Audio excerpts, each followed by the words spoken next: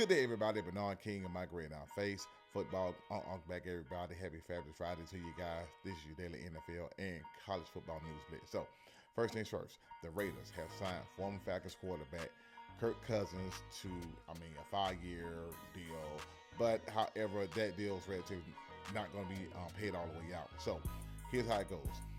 This is, I think, is relatively a precaution measure of them drafting Fernando Mendoza, so they signed a veteran quarterback with veteran experience to help him along the way.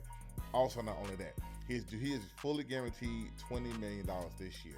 The the Raiders will pay $1.3 million. The Falcons will pay another $8 million. And next year, he's fully guaranteed $10 million on the third day of the new league year of 2027. And also, 2 more years to 2027, 2028. It's for $80 million, but I think they're probably not even going to pay that out. Also, in 2029, 2030, those will be void years. So, he's just probably going to be there maybe like a year or two, and pretty much, his contract can be done. Now, let's go ahead and move on. Back to the Raiders. On to the Raiders. Mark Davis was quoted saying, in terms of the number one pick, they had a disastrous number one pick last time with Jamarcus Russell, and that didn't work out. Basically saying that had that position before, and that didn't work out. So pretty much the Raiders are being cautious about this number one pick that's coming up in the NFL draft. However, Mendoza, will relatively do fairly well. Now, moving on to some more NFL news.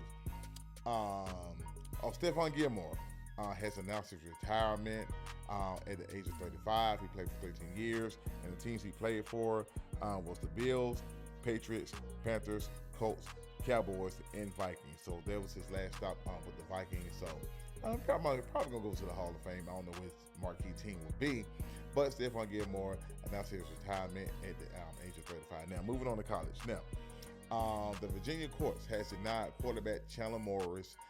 They have denied his request to play for the 7th year in college football.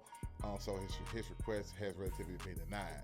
So a lot of these players' requests are being denied relative in terms of them playing for the 6th, 7th year in college football. Now, another story in college football.